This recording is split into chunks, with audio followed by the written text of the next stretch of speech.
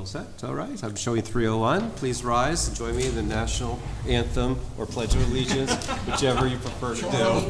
Charles will be singing. Oops. I pledge allegiance to the flag of the United States of America and to the republic for which it stands, one nation, under God, indivisible, with liberty and justice for all. You know, the ceremonial throwing out of the first dimension. Why not? I mean, we show that 100% of the board is here. Good afternoon, ladies and gentlemen. We have the consent agenda presented. Is there a motion to accept the consent agenda as presented? So moved. Is there a second? Thank you. All those in favor? Aye. Number 2 on item B of our agenda is the citizens' comments. Any citizens to be heard today?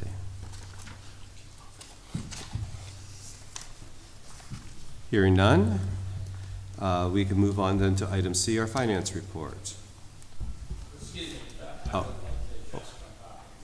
Oh, I'm sorry.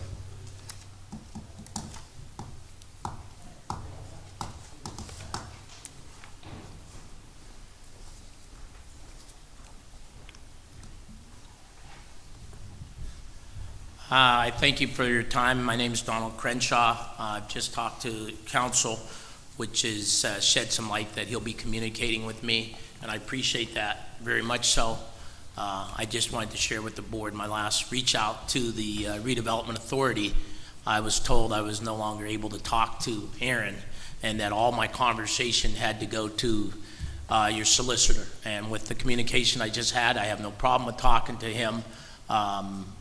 There are positive things I think that we can do and happen, but if the Redevelopment Authority's position is that I talk only to your council, I'll do that. But I thought there should be certain things at a lower level, simple day-to-day transactions that the director would be available to talk about that aren't necessarily maybe big issues, but I will communicate based on the authority's requests strictly with your council going forward. And I would also just like to say that, again, my goal is always to create affordable housing and home ownership, and whatever you guys can do to help us create that home ownership and affordable housing in the city, it's appreciative. Thank you very much for your time. Okay. Thank you. Is there someone who's joining us by Zoom that I didn't recognize? Sheila, do you have any public comment, or are you just attending?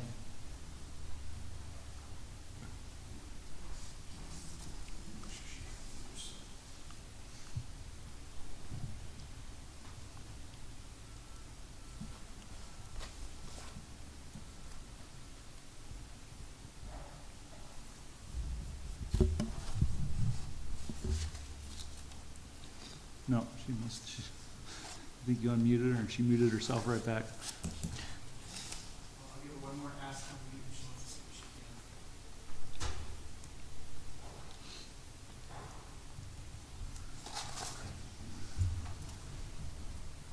can. All right, thank you. Now I think it's time to move on to the finance report. Thank you. So included in your packet is the profit and loss and balance sheet through October 31st, 2023. I had also included the check detail, which lists the checks that were dispersed for the month of October, and it looks like the amounts were cut off on that, so we will update and resend that to you. And then in addition, Tracy and I have been working with the new financial software Blackbaud on implementation and completing an extensive spreadsheet to move the accounts and balances over to that new software. And we've been in ongoing software trainings, and as of right now, we're still on track for the January 1st implementation date. Secondly, this Friday, November 15th, we have a meeting scheduled with Baker Tilly to discuss our needs and develop a contract, and we are hoping to use them to assist with implementation of Blackbaud and have them available to review our current processes and assist with a compliance review and other financial matters as needed. Okay, thank you. In review of the financials, I'm hoping that as we implement into the Blackbaud software, we can find a way to gather some of, the various buckets. I mean, we have kind of an administrative bucket, and then we have program buckets. Yes. And it seems like our current financial statements tend to be, a little bit of this, a little bit of that, so it's hard to, understand the various product, the three or four product lines that we have. Right. So. No, it's, even just the little bit that we've been doing so far, everything is set up into projects and groups and funding and grants and things like that. It's really very nice how it's separated out, and then you can configure your reports based on which grants you want to include in that. Okay, great. Yeah, I figured going forward, things would be better. I did have a question on page 2 of 5, and we're showing a business expense of $157,000. Do you have an idea what that detail might be? The profit and loss, or the? This is on the statement of activity. Okay. Page 2 of 5. Yes. Account number 6110. I'm showing it to be $157,132. It's a nice hotel. Huh. Close, but not quite the amount of the Key Bank loan. Yeah, so if you can look into that Sure. just kind of stood out to me. I don't expect you to, there's a lot of accounts here and you can't know everything, but that, as I was reviewing this afternoon, it stuck out to me. Yes, definitely. Okay.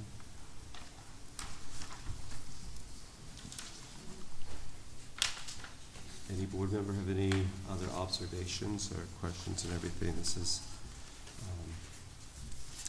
there's a lot going on, and as this organization grows, it's, we're trying to learn as we go as well. So we want to be good stewards of our funding. So For the summary of the checks, I see on page, obviously they're not numbered, payment to Pulaco's Chocolate.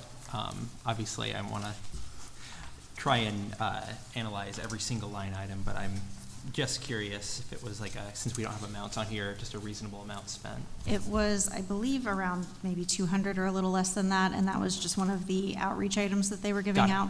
Yeah. Yeah, I figured it had to do something with No, I will. being good neighbors or something like that. This was not formatted correctly when it printed from a PDF, so I will get it shrunken down so that you guys can read that, and I'll send it out to And everybody. that is, it was for paintbrushes. Oh, chocolate okay. paintbrushes to entice children to get their finger pricked at Holly's lead testing events. that's cool. I actually love that, so. Give them chocolate to get a needle shoved in their fingers. Nothing like bribing a baby with candy, right? I mean, it's the time of the year. It It's works. Halloween, It so- works. You could bribe adults too, I That's suppose. true. There's one over here that's offered. Holly, you want to go get some test kits? Whose idea was that? That was fantastic idea. Holly, I Holly, think, yeah. yeah? The idea of the Great idea. candy. Yeah. All right, any other comments or questions on the financials? Is there a motion to accept the financials with the exception of the check register as presented? So moved. Is there a second? Second? All those in favor? Aye. Thank you. Executive Director's Report, Mr. Snippert. All right, so let's see, where do we start? So in your packet, you have the housing rehabilitation report. So the programs are moving forward. Some numbers have been updated there. The one thing to note under the county rehabilitation, we signed 2 contracts with the county planning, fiscal year 21 and 22 in McCain Township for their CDBG funding totaling $168,115. That'll allow for another 6 to 7 properties in McCain Township for rehabilitation. So as in the past, as these CDBG funds come available and they allocate them to rehab, we enter into contracts with the county to facilitate that. So whole home repair program met with the county, working through processing applications there, just, discussed with them kind of our concerns and hurdles we have to go through right now as far as the structure of the current program and what kind of issues that's causing us. But we're working through that. We're going to process applications and try to move the project as best we can. Was there any relief? I know that the county had set up some pretty stringent requirements. I was wondering if there's any relaxation of some of those to allow the funds to be more readily available? No, there hasn't been yet. We're hoping to gather a little bit more data, some responses to some applications that we've sent out, hopefully touch base with them here in about 6 weeks, probably more likely after the first of the year, identify what the actual need we have and push for and opening it up to the tier 2 municipalities so that we can get a further reach. We certainly know from experience that not necessarily an individual only needs exterior improvements, they need whole home repair, and given that the limitations of the county's program, we kind of need to marry these individuals with whole home and Act 137 to facilitate that complete whole home repair program. So it may be good that we can, so the Erie City Redevelopment Authority is handling which communities, and the Erie County Redevelopment Authority also handles a different group of communities, is that right? So the Quarry Redevelopment Authority Quarry, thank currently is administering the whole home repair program only in the council district that encompasses the Quarry Elgin area. Okay. Whatever council seat that is, we kind of just utilize that council seat area, Waterford up to Greenfield, basically over to Quarry. Currently, and like I said, only the whole home, so we have the contracts for Act 137 countywide, which encompasses, of course, that area as well. So if they do have an individual who needs interior rehabilitation, furnace, electrical, such, then we would have to kind of marry our funds and our programs together. So we're still working with the Quarry Redevelopment Authority whenever they're ready to help them learn the nuances of income qualifying individuals. We're just kind of waiting on them to touch base with us to move that forward at this point. And I mention that because I think it's fairly significant that this organization is doing some pretty significant outreach throughout the county. I mean, when you start driving around Erie County, it's just a lot of territory to cover. So Yeah, there's certainly a lot of mileage, so. there's a lot of mileage out there and everything. So we're just more than just within the city limits here. We're doing a considerable amount of outreach, which is something we should all be very proud of, that we're making a larger impact. Yeah, absolutely. So that's it for the rehab report. We have identified 2 employees for the authority. One is a blighted property assistant and a data entry administrative assistant that have been given offers. The one starts this Thursday, the other one starts next Monday. So once we'll be able to get those on board, we'll be back up to a full complement of employees. We'll be able to get some of the things that we need to get implemented, and then hopefully help alleviate some of the workload on some of the other employees that have picked up that slack. On our RACP grant, which has been going on for some time in the Union Square area, EMTA notified me a couple weeks ago that they are pulling out of wanting to be involved in that grant. That raises a few issues. Their segment 3 portion of the grant, which was for the parking garage that we had obligated funds to, their payment requests had several issues, errors, concerns, and documents that they need to provide. They had been fronted a previous payment for segment 3. Since they haven't completed that, now I'm scheduling a meeting with our consultant to see what we need to do to either recapture those funds, which is really probably the likely case, so that we can pull that funding back and find another individual, if the state will allow us to extend the contract for, I think, the 13th time, to keep those funds and utilize it. I think we have somewhere around about $840,000 left in that grant that we could find a viable project in that Union Square area that might be willing to utilize that for their project. So that's, hopefully have more update for that in December, but if the board has any specific questions, I will certainly be able to dig into that and get some information, so. What's the, I guess, backup plan if the state says we want that RACP money back? We're not going to grant a 13th extension. Yeah, that we'll have to figure out how we go about going after EMTA to recoup the money that had already been paid, Okay. and then follow through that process. That's a question I have for the consultant to see how we can kind of cleanly move this forward. Hopefully getting the state's blessing to extend it, but It sounds like it'd be a huge mess if the state said we're going to take it back. Is there like a spend by date that those RACP funds need to be expended by? The original contract, I believe, was 5 years back in 2005. Okay. And it's been extended every year since as different projects come on board. And every time we have identified another project, the hope was that that would Sure. complete it, and that was never the case. So we just continuously ask for a year extension every year. So, Okay, thank you. yeah. That's all I have. That's it? Yeah, that's it. All right, any questions for Mr. Snifford? Okay, hearing none, we can move on to our solicitor's report. Good afternoon, Board. Good afternoon. It's nice to be here. Four-page report. We've got a lot going on, making a lot of progress. Wanted to just highlight a number of items. We've had any number of hearings in front of the judge. We've had ongoing discussions with the judge as far as procedures and protocols as well. So there is an ongoing discussion, level of communication throughout the process to make sure that everybody's comfortable with where we're going and how we're going to get there. The different properties are, I've tried to itemize them so that you can kind of see without just painting all of them with the same brush. A lot of times, if there are property owners that are reaching out, we're working with them directly to see if it's feasible. A lot of times we're finding that some of the properties are in such bad shape that we don't hear from the people at all.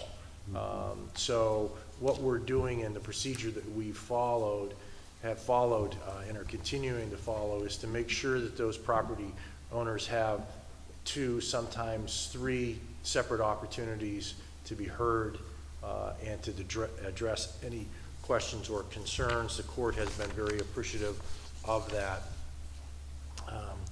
We have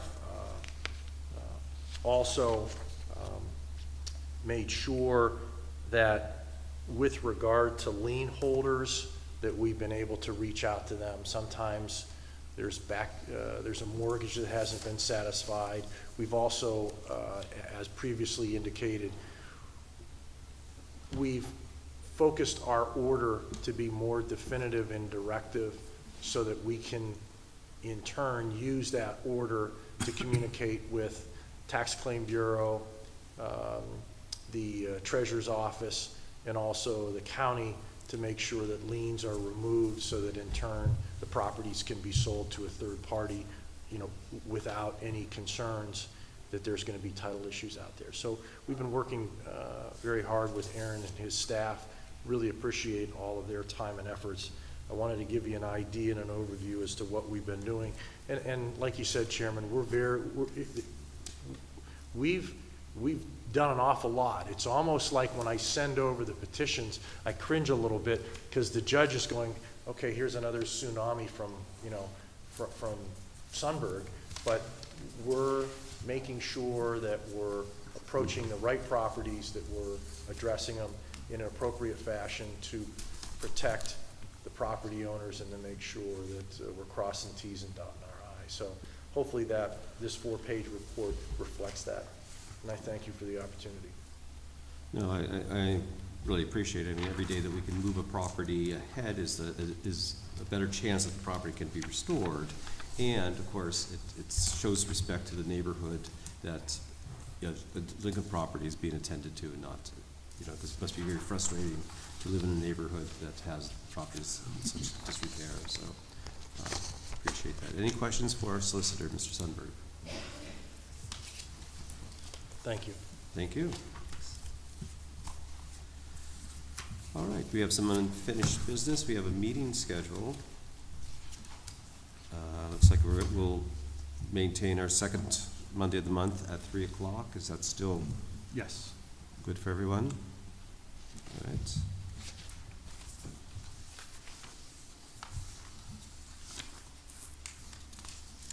So so we can block those out and make sure we have 100% attendance going forward. All right. Do you need a motion to accept the meeting Yes. schedule then? Is there a motion to accept the meeting schedule as presented? So moved. Is there a second? Second. Thank you. All those in favor? Aye. Aye. Thank you. All right, item number 2 then will be the loan program. And then I'll just turn it back over to Mr. Snifford. All right, absolutely. So as we had discussed and last meeting and beyond, as far as the loan programs and doing some reallocation because of the inability to operate a repayable consumer loan type portfolio. So taking those recommendations, I've revised that proposed reallocation sheet, following our discussion, leaving 1.285 million in the homeowner rehabilitation loan program, moving the balance of that to the new production program. That recommendation for the new housing production, as I've said, there's a lot of conversation going on. I've had a couple conversations. There's a lot going on in the housing realm, either be new rehabilitation housing amongst the neighborhood groups, and also the supportive housing aspect of this. So there certainly seems to be a need and the ability for the authority to be the bank for construction loans. Quicker, easier than a necessary normal financial institution. So that's my recommendation there. And then I also kind of put together a one-pager on a kind of a homeowner rehabilitation loan program, kind of guidelines, and to say, we've kind of seen the need for something like this. And I think, with the historic building improvement grant and the tremendous applications that we have received there, we certainly see a need, and I don't think having an affordability period and placing a deferred payment mortgage on a property would have minimized very many of those applications. So it just, we see that need in that gray area, those people who don't qualify for your standard federal rehabilitation loans at 80% AMI. And I did provide also an updated sheet for you just for context as far as what those limits are. Family of 4, 63.5. There's a two-parent household working a full-time job necessarily, most cases makes over that. And then, you go up to 300 FPG, which is what our Healthy Homes program is, $90,000. So, we kind of got a little bit of individuals into that program with the Healthy Homes program, but there's still areas of people. So on the sheet I provided, I listed 150 AMI as the cap for, that potential homeowner rehabilitation forgivable loan program. So that would be a family of 4 making $142,875, which, does seem a bit excessive and certainly, open to discussion with the board, given that 120 AMI is $92,250. But, the one thing with the historic building improvement grant, we didn't income qualify them. So we don't really know what the income levels of those type individuals we were getting that we're happy to get that funding because they didn't qualify. So just kind of basing it off of potential there. So I know that one pager doesn't really encompass a whole program, and there's certainly a lot more to it that I can build, but I wanted to start very high level and let the board discuss, thoughts and concerns as far as that goes. I had a quick question on the loan limits. Is there going to be like a combined loan to value percentage, like not to exceed like 105% total loan to value between the mortgage, the rehabilitation loan, et cetera, of like the total value of all principal on the project? Yeah, we could, right? Yeah. Okay. Yeah, we certainly could.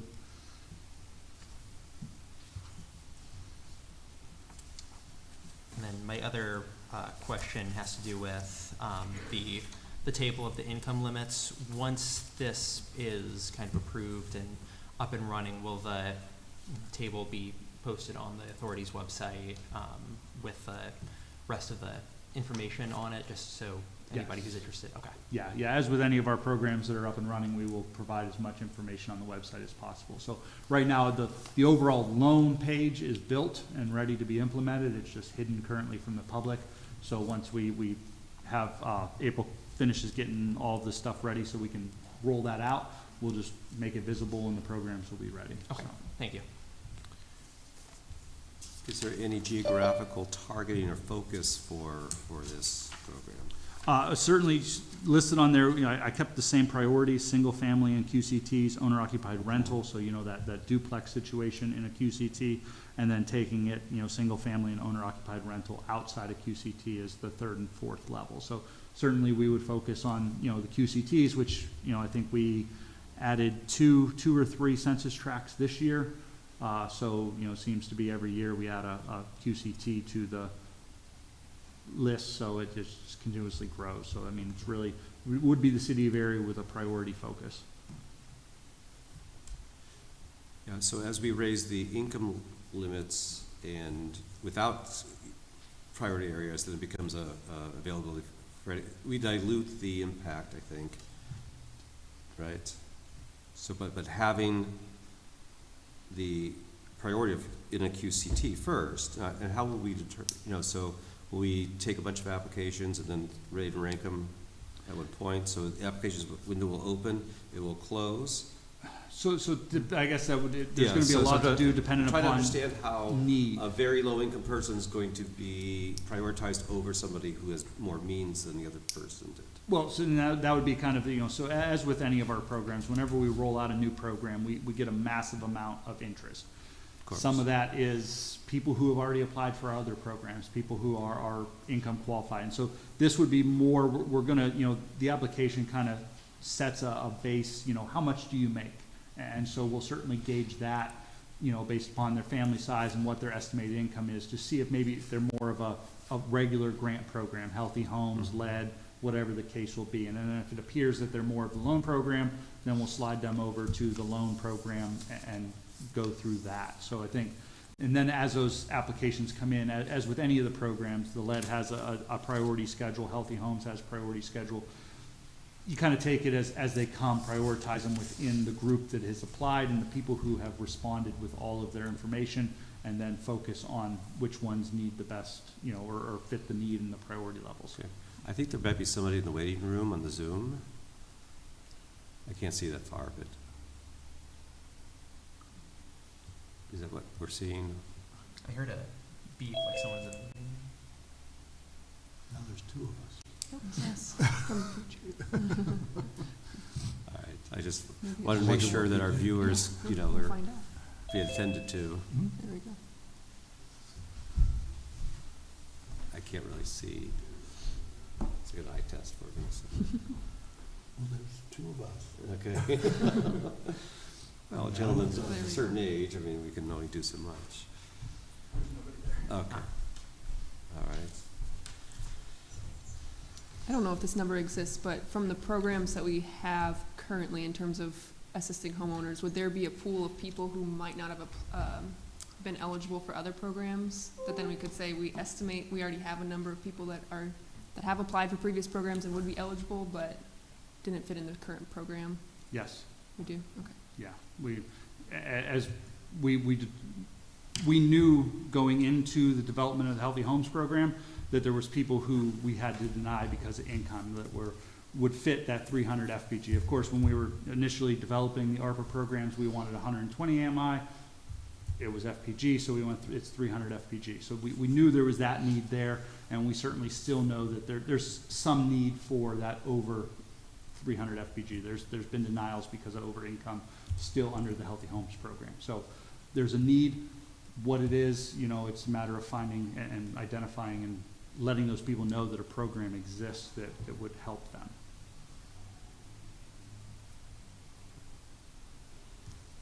All right.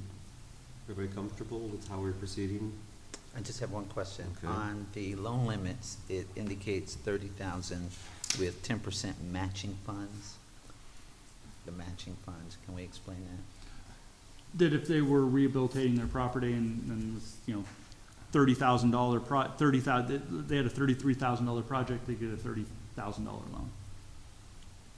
If they had a project or if they had funds? That they would have to bring 10% of their project cost to the project, that we would give Okay. 90% of the project cost. Okay. All right, that makes more sense. Thank you. And like I identified below, any of the closing costs associated with filing the mortgage would count toward their 10% match. Any of the funds that they would provide us would be part of that 10% match. Okay. Thank you.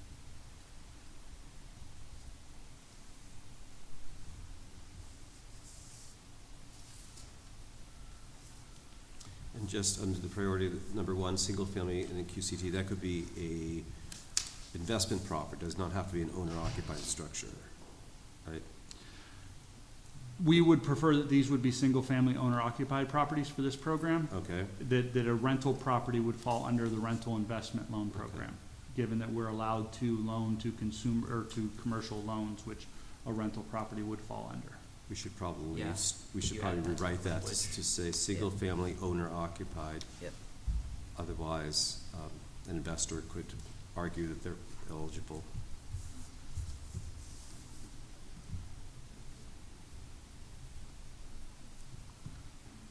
And the same thing with number three, single family Yeah. owner occupied outside QCTs?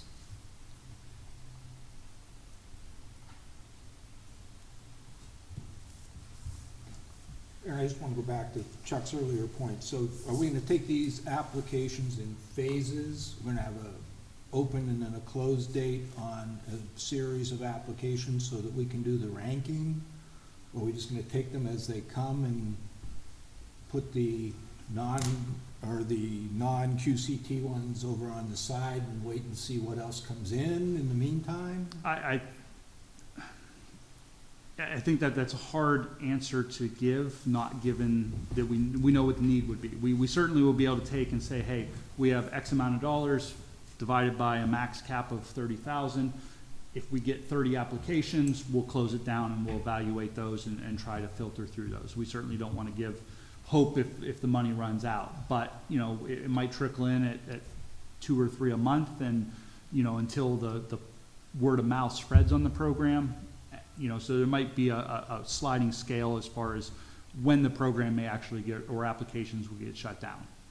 It's tough to say. I know with other programs, typically they start slow, word of mouth happens, you award 1 or 2, and then all of a sudden 10 people apply, and then 20 and 30, and it just grows. So I think we would have to kind of monitor that as we go. And do we have any criteria for, lack of a better term, emergency? Roofs caving in versus, I got an old furnace I'd like to update? So certainly you would like to model this a little bit more where they would be coming to us with a quote from a contractor. You know, so their roof's caving in, they've already secured a quote for $20,000 for their roof replacement. We would simply have to qualify their loan application and move it to closing and get them the money to facilitate that work. You know, and a little bit, I mean, we try to prioritize under some of the other programs, but you know, the qualifications and documentation, we want to do that first. This time we're trying to move a little bit more on the owner side of it, as far as them procuring the contractor and bringing that to the table, and we're signing the loan with the homeowner, not necessarily the contractor. Okay. I mean, I don't think necessarily has to be built in here, but I certainly would think we'd give priority to an emergency situation, even if they weren't at the top of the stack. Correct, which we know comes up a lot. Having been in business, you know, it's if you have money for, I need a furnace. Right, and we would try, I think the difference with this program is certainly I don't want to make it staff heavy administratively, you know, so it would be vetting those people, because we do have cases where an individual calls and says, my roof's caving in, and the inspectors go out there and they've got a tiny leak around their chimney, you know, so there's a different idea of what an emergency is for some people as opposed to others. So we certainly don't want somebody who's, you know, they realize that if they say it's an emergency, they're going to get moved to the front of the line. So we'd have to kind of work through a mechanism to make sure that we vet those out, you know, and people aren't figuring out how to jump ahead, so. Sure. Do we have an emergency fund? I mean, is there such a mechanism, like if, you know, I wake up tomorrow, my my bathtub is in my living room. So currently how we. I mean, not by design. So, back in the day, we did operate an emergency fund with CDBG funds. Okay. That causes a lot of issues because of the federal regulations around CDBG. With the Healthy Homes program, if an individual calls and says, hey, my furnace is not working, especially this time of year, we need to get your application in.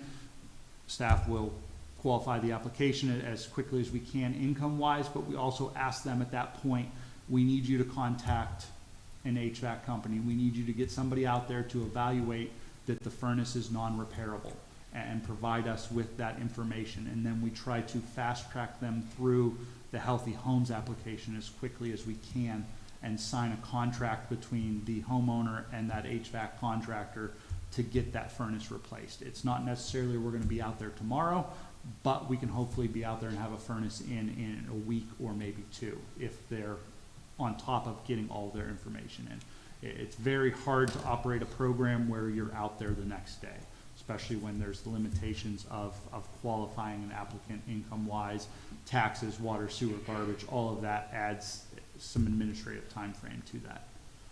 And it's reimbursable. It's a reimbursable basis, right? So if, it's a minus 10-degree day, something like that, a contractor can get out the next day and replace their furnace. It's already been determined, documented that it can't be repaired.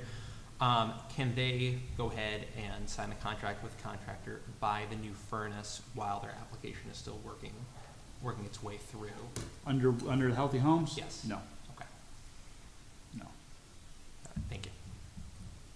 How about under this new homeowner rehab program? We would prefer that they have the agreement in place first before Okay. they would What contract? enter into any contracts. Got it. Okay. We're gonna put that in writing. Yeah. Yeah, Yeah. I would say we can get to.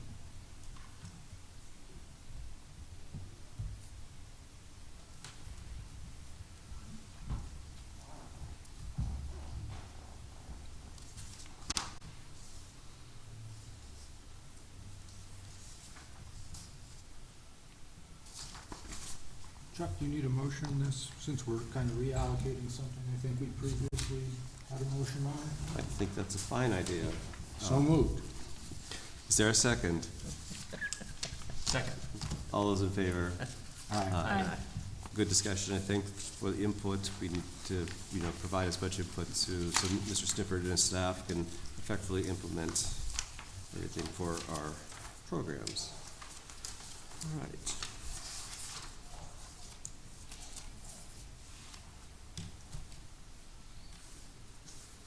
So that puts us up to item C.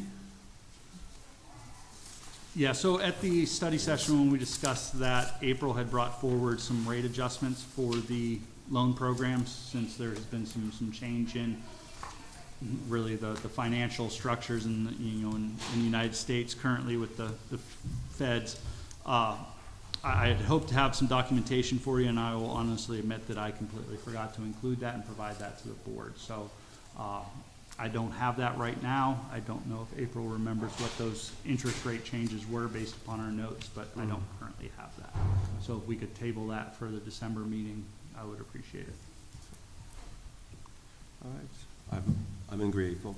It wasn't on fire, if I remember correctly, then. It's just something to be attended to. So, Mhm. Okay. We'll move that to our December meeting. Item number 3, Executive Director Contract. All right, so I had been working on, of course, the executive director contract. My contract expires the end of this month. However, I don't have a revision for you, and I would like to discuss that with the board and get some recommendations moving forward. I have reached out to a few individuals to review that, so I would request that the board table that at this time. So, absolutely. Is there any other business? Any other business? Is there a motion for adjournment? So moved. And we will go into executive session for our personnel matter that we just discussed. All right, thank you, everyone. Thank you.